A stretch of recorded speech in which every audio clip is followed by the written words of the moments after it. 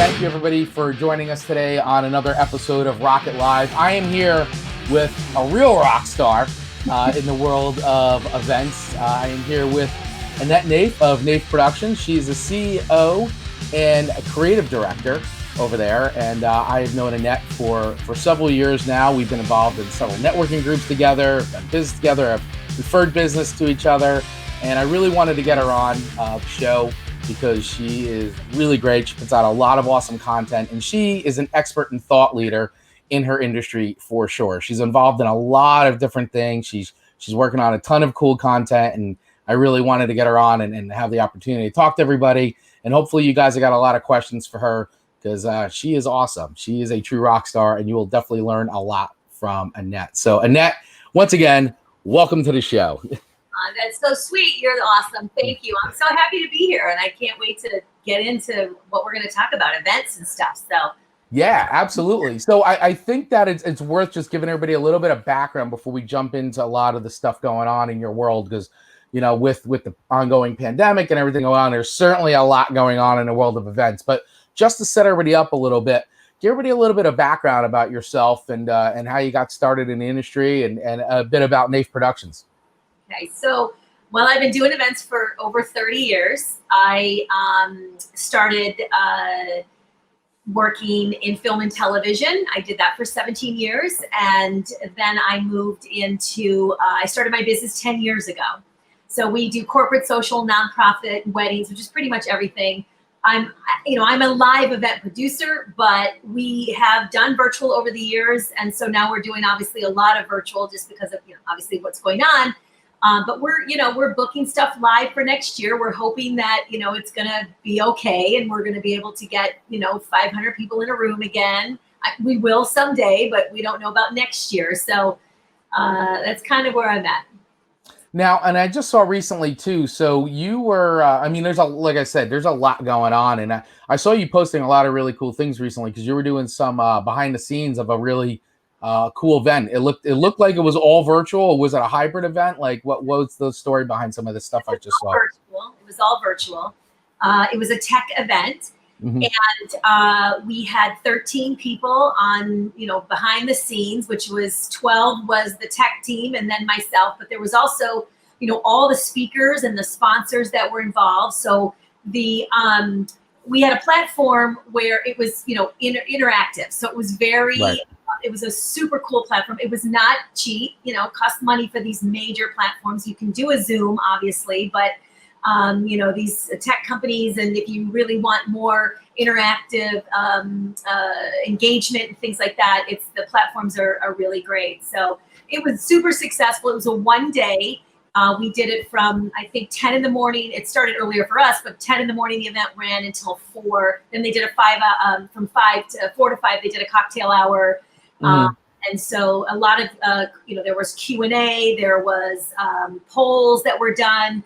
And there were 2 tracks. So there was a leadership track and then the tech track. So there were different tracks to keep, people interested in what was going on. And then there was a networking lounge, and then there was a women's finance lounge, and then there was the main. So there were a lot of different areas that you could go on the platform, and it was really awesome. So yeah, it was, it's a lot different doing a virtual event. I felt like I was live because I was on site at the tech company. Right.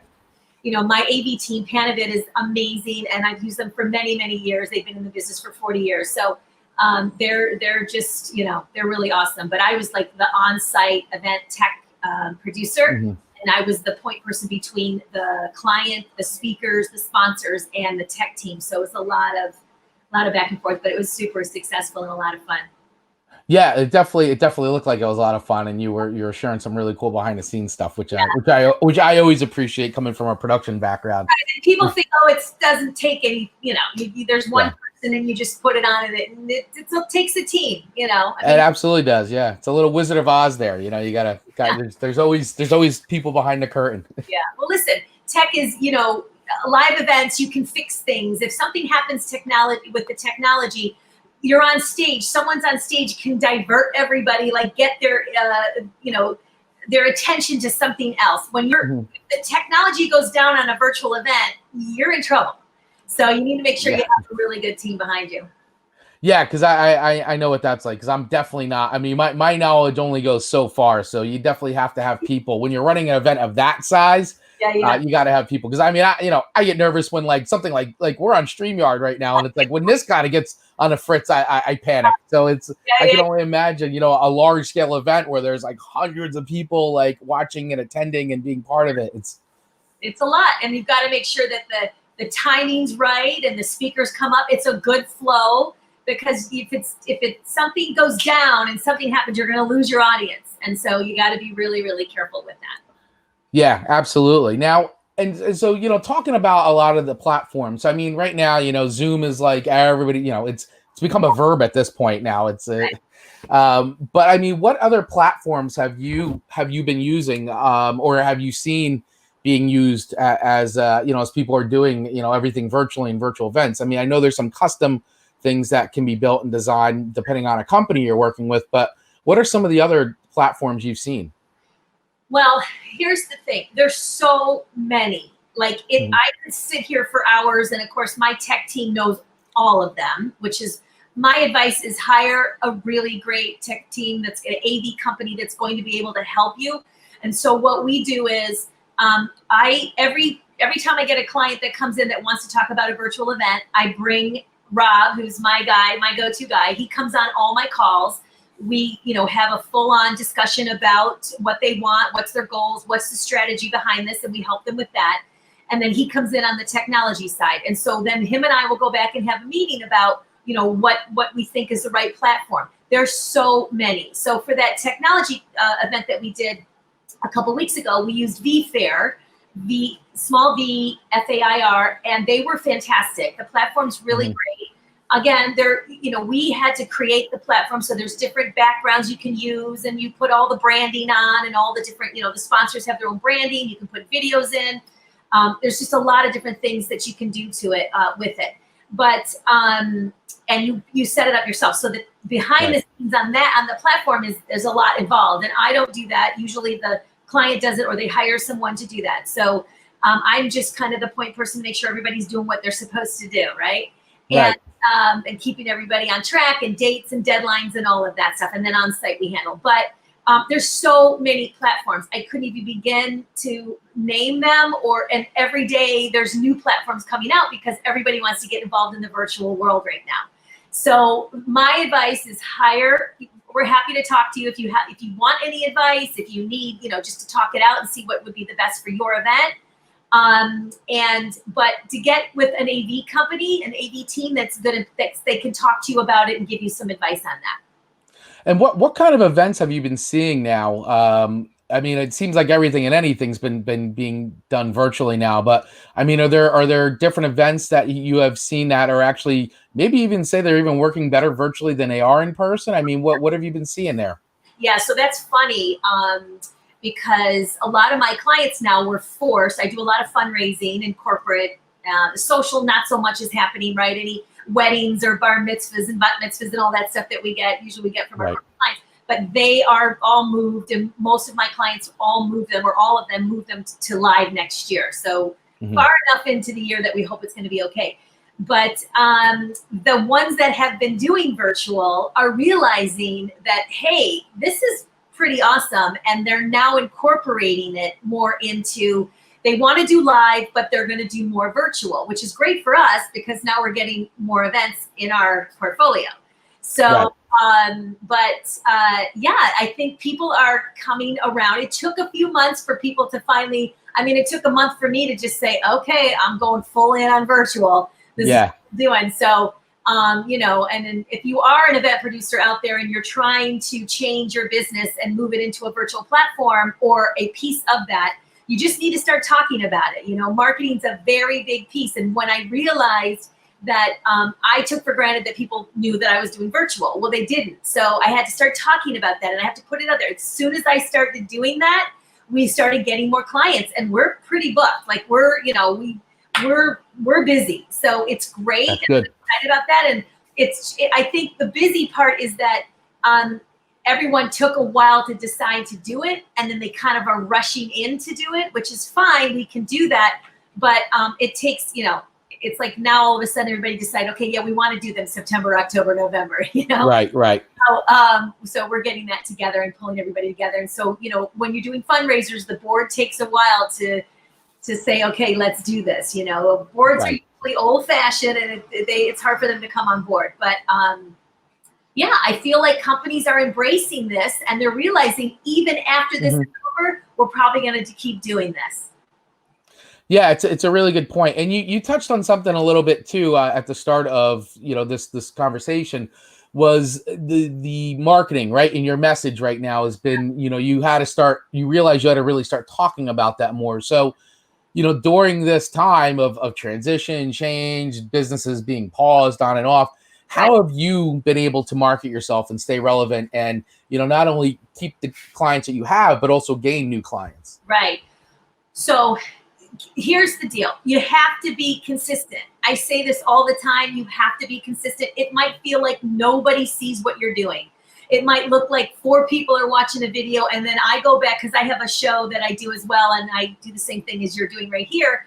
And it's called The Turn of Events. And we bring on people to help them, you know, what are you doing with your businesses? How do we help you, you know, put a positive spin on your business since what's happened, right? So we are, you know, you have to be consistent with your marketing. And we're all over, I'm all over social media, LinkedIn, Facebook, and now LinkedIn has Insta stories, which I'm still trying to figure that out. But I don't think it's as advanced as all the other stories. But now you can do stories on LinkedIn, which you've been doing. So you can probably talk about that. Podcasts, getting on other people's shows, talking whatever your expertise is. Blogging, which you had mentioned to me earlier about blogging. You have to be consistent with that. And so what were you had mentioned something about doing blogging, because not everybody are big on writing and stuff like that. So what did you, what was that thing? Yeah. So we were talking offline before we started recording here, and one of the things that I had picked up on recently, I was doing some networking and I got invited to a Facebook group, and I forgot, I was watching something, and the idea was that the person was writing a book, and they were like, oh my God, like, you know, I'm so busy. I'm not a good writer. I don't like writing. And so what they started saying was, I pick up my phone and I just record on my phone, and then I go chapter 1, and that's the chapter, and then they take it and transcribe it. And then the light bulb went off in my head of saying, well, that's amazing. So I have the same problem in the sense that I definitely 100% am a huge believer in blogs and blog writing. Like, you have to do it. Like, it's one of the best ways to get SEO and be found on the internet and all that. And 100% a big believer in blogging. Like, you have to have it. And the more blogs you have, the better off you're going to be. But the challenge I have is actually sitting down and writing the blog. Like, and it takes time. It takes a lot of time, and I'm not a very good writer. I mean, but I have it all in my head, so I have a hard time articulating it. So basically, that's what I started doing. Is I now write blogs using my phone. It's basically creating blogs with limited writing is basically what I'm doing. And I actually just wrote a blog on that's actually being edited right now. So yeah, basically, I take my phone, I hit the voice recorder, and I do the blog that I want to do, and then I take it and I use like a transcribing service like a rev.com or something like that, transcribe it, take that file back, throw it into a Google Doc, so that way I can share it with the copywriter I work with. And I go in, I just organize it, clean it up real quick, and then I let her then really put the finesse on it and make it like an actual polished like blog, so I don't sound like like a weirdo. And that's it. And then I have a blog. So now it's where I was really struggling before about, oh my God, I really got to write all blogs. It's like a whole thing. Now it's like, boom, I'm just spewing blogs. I'm just recording blogs, transcribing, and putting them in Google Docs. And then, so now I'm creating all this content. So yeah, that's a little tip there on how to create blogs with limited writing. I'm going to steal it because I usually, sometimes like when I'm thinking of in the shower, because I can't grab my phone then. But even if I'm just sitting around, sometimes I think of ideas and I think, okay, later I'm going to write about that. And then I don't. So I like also to put notes in, whatever I'm thinking about in my phone in notes in the. Oh, right. Yeah. Notes. I do that too. Like quick, short things. And then I kind of go back. But just being on social media with the marketing, just being all over social media, Instagram. You can post obviously from Instagram, and you can put it on your Facebook, and you can put it on Twitter. It goes on all of them. So you're only posting once. Just start somewhere. I've been doing marketing since before marketing was popular on social media. I, just started sending pictures, showing pictures of things I was doing, talking about events that I was doing. And I didn't really realize that I was even marketing. I just thought, let me show everybody what my event was this week, or something. And so, and then people were like, social media, that doesn't work. That doesn't work. I've gotten tons of events and, recognition from being on social media. So, and I love that you show the behind. See, for me, because I'm a production nerd, but I find it interesting even before I do still watch the DVDs on the behind the scenes and the making of stuff, but I think that's really cool content, because I do think that a lot of times the misconception is that it doesn't take this many people to do something to pull off an event, and that's fine. And while you're at an event, you really shouldn't be thinking about, well, how did this come off? Like, the idea is that you're there and it's working, but I love that you show that off. I mean, I think it's really cool, because I think it just shows off like your talent and your ability, but it shows off, the team that you work with, and that it does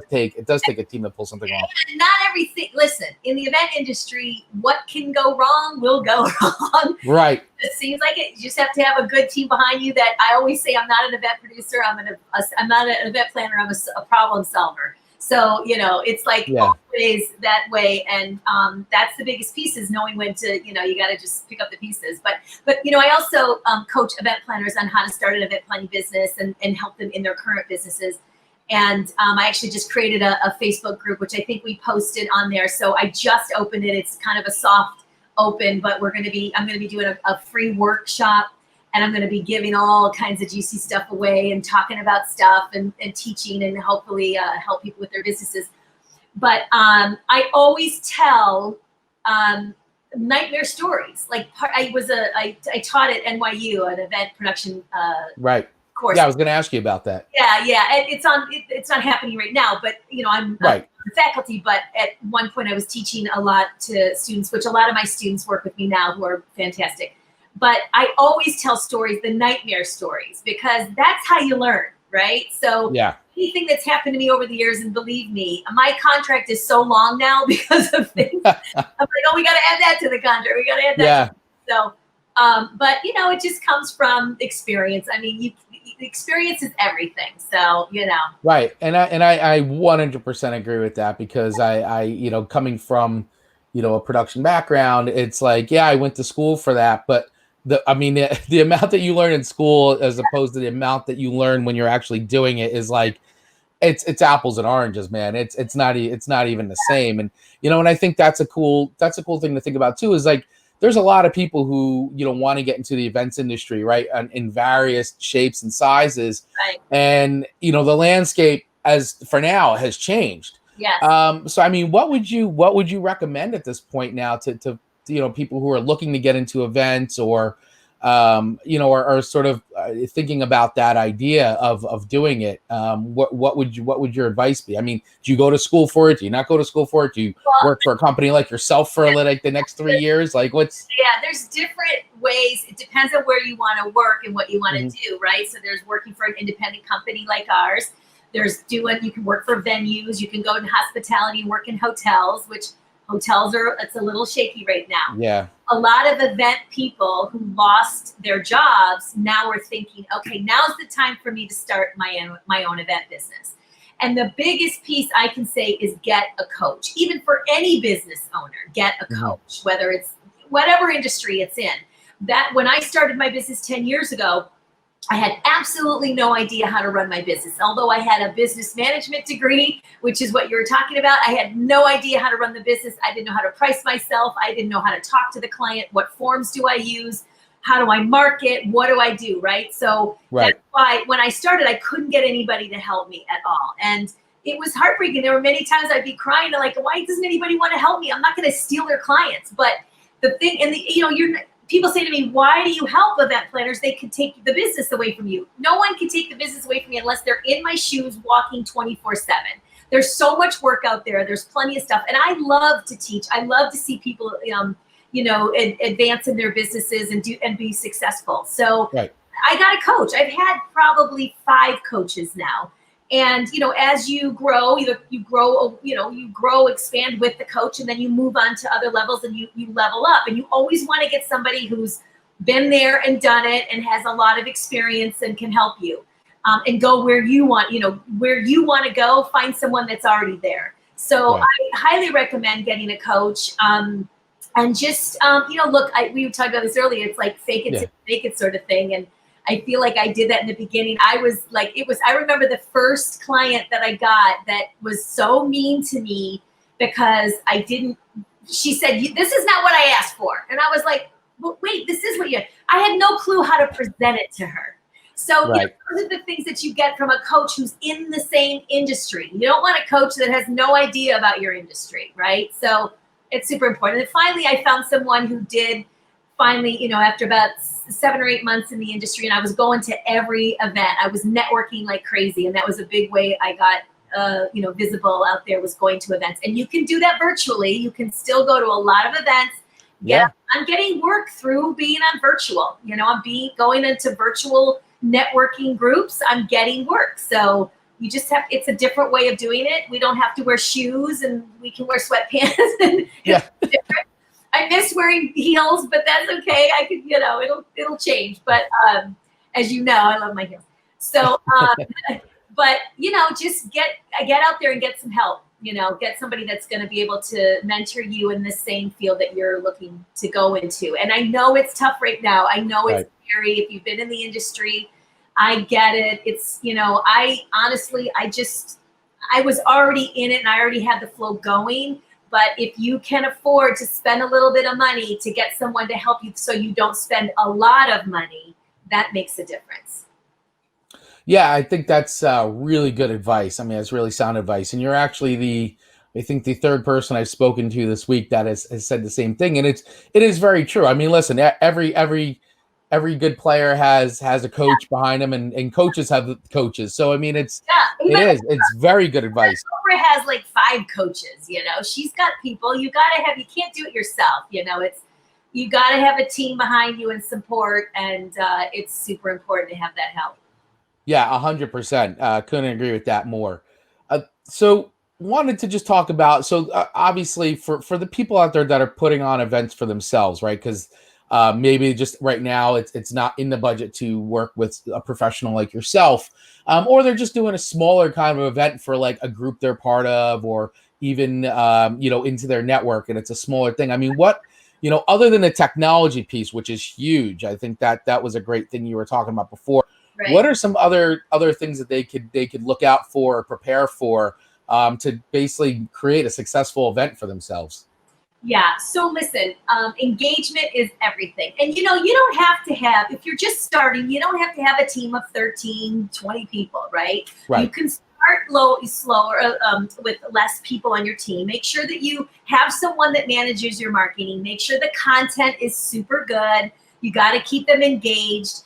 Some of the things we've been doing is when you go to a live event, there's a registration desk, right? Well, we do registration prior to the actual event date. So we may, depending on how many people are attending the event, we'll put a live registration or check-in, as we call it. Because if you say registration, people are saying, well, I already registered for the event. And then they don't realize that they need to check in also prior. So we want to give them like the lay of the land. We want to give them the engagement starts before they come to the event. And you can also do that by sending out gift boxes. So if you have a small event and you only have like 30 people coming, send a really great gift box. A gift box with all of your branded stuff they can engage in the event. They can, hold up these great little signs that represent who you are. And then the registration pieces have a live person, just like it's just a Zoom. That you give them a Zoom link, you tell them between the hours of 2 and 4, and then you make sure that they can come in and check in. And then you kind of give them a little bit of the lay of the land of the event, what time it starts. Mm-hmm. Is their technology working? Most people at this point already have Zoom going. In the beginning, people didn't know how to use Zoom, and it's funny because I've been using Zoom for years for all my meetings with my clients. So, so it wasn't hard for me to transition into that. But I'm kind of, we're all kind of sick of it. But at the end of the day, it is what it is. And it's a new world, and we just have to get used to it. We have to just, adapt. So we do the registration, and then we check them in. I literally have a piece of paper, or my team does, and we check people in, and we tell them what they need to know and what time to join in, and did you get your box, and do you have all your stuff, and give them, tell them to engage, and we want them to participate and ask any questions they have and things like that. And then while they're in the event, just make sure that you're doing things that are going to get them engaged. Like you do a drawing, or you can do a poll. There's polling. There's little polling apps that you can put in. And right. If you can just hire one tech person, it's worth the money. Just hire one tech person, have them come in so that they can play your videos, because sometimes the video won't run right or the sound isn't right. If you mute yourself, the video, everyone can't hear the video. So figure out, you'll need another separate Zoom room to open that and have that. So one tech person is worth all the money in the world to make sure that you're at least running smoothly, your pictures go up. And then someone that's running your chat. The chat is super important. Your attendees are in that chat going at it. They're talking to each other. And then when you're talking about things as a host, the person doing the chat can mention all that stuff and keep the engagement going. And when you say, yes, I have a website, or I have this free giveaway, make sure that person posts that website or the free giveaway. So, you've got one tech person, the registration person that can come on. You've got your someone managing the chat, which can be that same person that did the registration piece.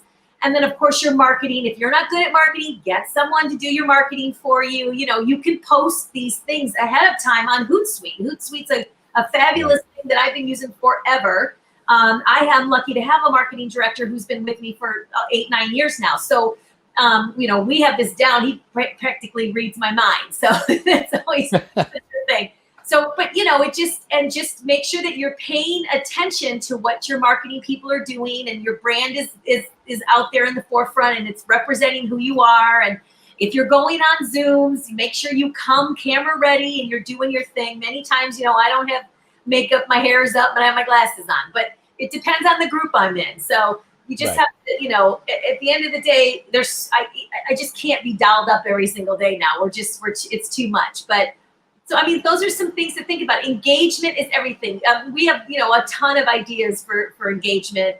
Cocktail parties after your event are fun. If you got a DJ, you can get someone to play some music and do a dance party. People love that. I know people think, I'm not going to do it. And before you know it, everybody's up dancing and having a cocktail. If you are doing, if you are going to do a cocktail party, you can do a specialty cocktail and include it in your gift box, or send it out in an email and have everybody make that special cocktail. We're doing a fundraiser in November, and we've reached out to restaurants in the New York area, and people who purchase the $500 and $1,000 sponsorship tickets will get like really fancy 3-course meal with a bottle of wine or Dom Perignon, depends on the level. And the restaurants are delivering to these people so they can have dinner while we're doing the event. Now, if there's logistics behind that, it's tricky. Of course. You gotta make sure that the food, there might be some glitches, but we're going along with that. And also we're representing and helping out the restaurants that have been closed forever now, and it's a nightmare. So if you can get, people involved, you can get a magician to come on. It's not expensive for those things, because they'd only come on for like 15, 20 minutes. It's not like you got a magician that's coming for an hour. Your events should not be that long, right? So it just depends on the type of event. If some people are doing 3-day events, it's a lot to keep people engaged, but they're doing shorter hours. So from like 10 to 4 instead of, 8 to 6 or something like that. So makes sense. You got to make sure that you're paying attention to how long the events are, because you don't want to lose people's attention. So there's some ideas. Yeah, that's great. That's a ton of awesome insight into how to, basically really make your event pop. And like you said, there's a lot of ways too where, you're not having to spend like a ton of money to make that happen. We're talking about some simple little things that just require some thought. And and if you could do that and execute that, then great. You're going to have a really cool event that'll be memorable, and it'll keep your keep you and your brand top of mind. And it's probably a really good thing, as you're saying too. A lot of that's really good for fundraising efforts as well, when you're talking about some of the charity and the not-for-profits. But you can also, so I've been hired just to consult. Well, so I haven't been hired for the full, there's times when they don't hire me for the entire event. They can't afford me. So they hire me just for a certain amount of hours.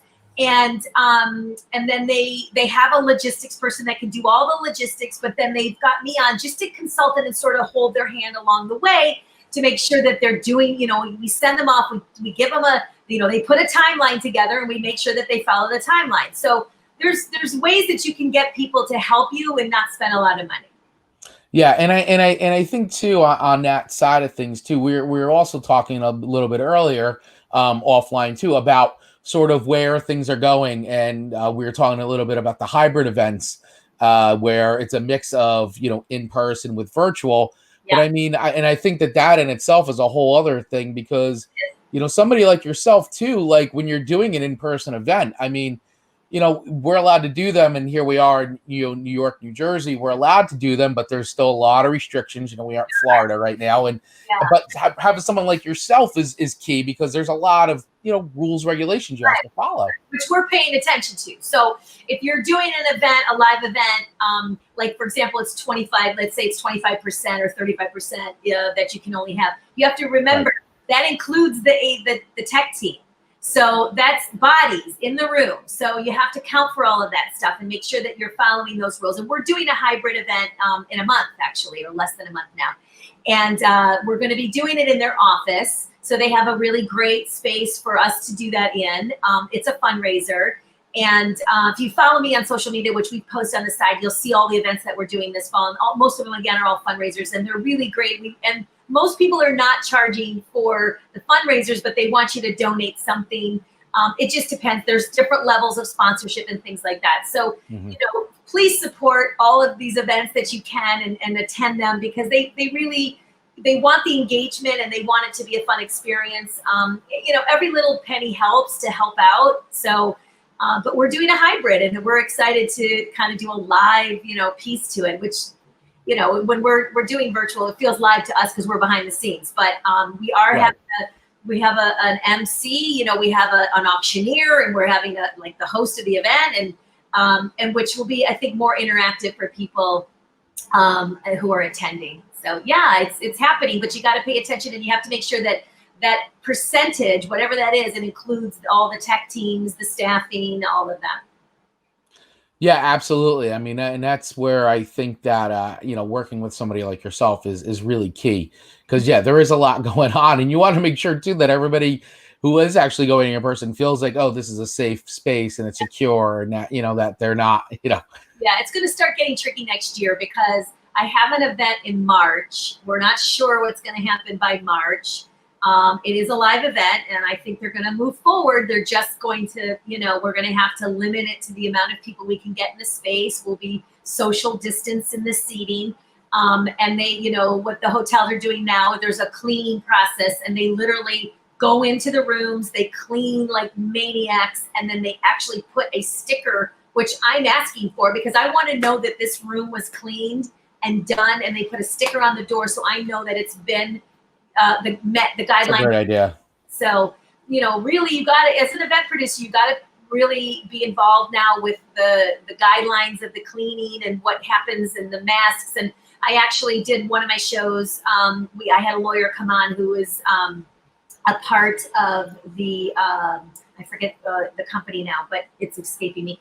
But he's involved big in the event industry. It's I forget. Anyway, on it, and we talked about, he's a lawyer, and so he talked about all the legal stuff behind that. So if you check that out, it's on my YouTube, so you can check it out. Yeah. Adelman, his name is Adelman. So it talks a lot about the guidelines and the legal side to what you need to pay attention to. Yeah, and I think that that is another important thing too. Is just understanding like a lot of the legal aspects Yeah, of doing live events like that, and just making sure that you're in compliance and yeah. everything. Because obviously at the end of the day, like you're liable, right? I mean, not you personally, but like the client is liable. Well, and as you speaking of that, so with a virtual event, you can't get, there's no insurance, like, general liability. We're doing our on-site, so we will have that. But, when we do the hybrid, but you should look into getting cybersecurity insurance, especially with when we did this tech All event. right, We, good it point. it cost about $2,000 for us to do that, but it was a bigger event, and there were hundreds and hundreds of people on the event. But cybersecurity is a big deal, and so if they're on and they get hacked into, and listen, they're so now we're talking about cybersecurity insurance. So it's kind of crazy, and it's a different world, and you have to learn so many different things now. Yeah. Crazy. Well, I guess too that I mean that leads into like next part of this, which is, I mean, the future of the industry, I mean, is really, I think, everything that we've just been talking about, which is, understanding these different things like cybersecurity and even what you just said about the stickers and being sure that the room is clean and prepped properly. I mean, this is where the events industry is heading. I mean, am I correct? Yeah. I mean, listen, what they'll do is, if someone comes to your event, they've asking like, does everyone have to wear a mask? And I think it all depends on the state that you're in and what are the rules. But at the end of the day, and do we need to provide the masks and things like that? I think it makes sense to have a box of masks and ask everyone to please wear them when they're walking around the hotel. Just like if we go into a restaurant and we're going to eat, we take our masks off because we're sitting down and we're eating. But when we get up to go to the bathroom, we have to put our masks on. So if you're walking around the hotel, they should have their masks on. If they're sitting in the general session room, listen, it's a tricky thing. It's something that we're gonna see what happens. We haven't been able to, we haven't been doing that yet. So when I worked on the virtual event that I did with my team, we all wore masks the entire day. So everybody had masks on from the beginning, the whole day. So you just have to, here's the deal: wear the mask, right, wash your hands, and social distance. I mean, that's what the lawyer said. At the end of the day, follow those rules, and everyone's. So here, we're also giving. So if we have a list and we find out that someone got the the COVID, they got it, and Right. What do we do? So we basically report it to the hotel, and then it kind of it goes from there. We let the host know, and then they just let other people know that someone has did get it, and it kind of goes from there. But it's hard to have a legal to be legally liable for something like that, which I was sort of happy to hear, that we can't be really held liable for it, because they could have left. There's no way to prove it, right? So let's say I came to the event. I went to the event yesterday, but from the event and to the time I got home, I've crossed many, many paths. So Exactly. you don't know where you got it. And so it's very, very hard to prove that it came from the event. But you just have to, be cautious and do what you got to do. These times are different. It will pass. Yeah, you gotta use common sense. Exactly. Really what it comes down to. Yeah. So as we're winding down here, I want to thank you so much for sharing all this awesome information. I mean, this was really great. It was a great conversation. I want you to be able to share all your information, because you were talking about your Facebook group, which, yes, it's in the comments here, but you've got a YouTube channel. You're doing a show. Put all that stuff. Tell everybody where it is, where it's at, because they're going to be listening to this as well. Good. So if you are wanting to start an event business, you have absolutely no idea where to start, or you have one right now and you just don't know what the heck to do with it, and you need some help, I have a Facebook group called Event Planners Society. You can check it out.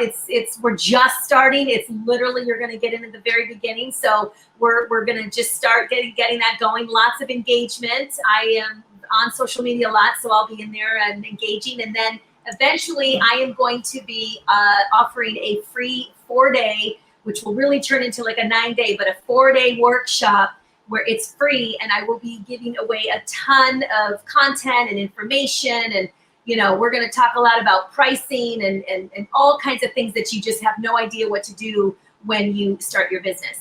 I have the show is a turn of events, and I do it every Thursday, usually around 1 o'clock. And bring in people like yourself, and I'm going to have you on shortly. So I'm excited about that. But and just helping people out. It's, we help put a positive spin on the future of your business right now, because things have changed so much. And so my last one we did, it was on mindset. It was fantastic. And mindset is for every business, everything. Yep. You don't even need a business. Mindset is important in everything in life. So we had such a fantastic, the woman I had on, Danielle, she was amazing. So I highly recommend going listen to Mindset. It was really great. And then my website is Naif Productions, and you can find me all over social media at Annette Naif or Naif Productions, but I'm usually just Annette Naif. So excellent. Yeah. That's awesome. That's awesome. So I urge everybody out there to connect with Annette, because when, we talk a lot about rock stars, and I'm all about helping people turn into rock stars. Well, Annette is a rock star, bona fide. And if you really want to make a really kick-ass event, you have to be working with Annette, because she knows what she's doing, for sure, 100%. I've seen it with my own eyes firsthand. So she truly is excellent at what she does, and I urge you guys to connect with Annette. Thank you so much. Thanks for having me. It's been a blast. Absolutely. I adore Well, thank you.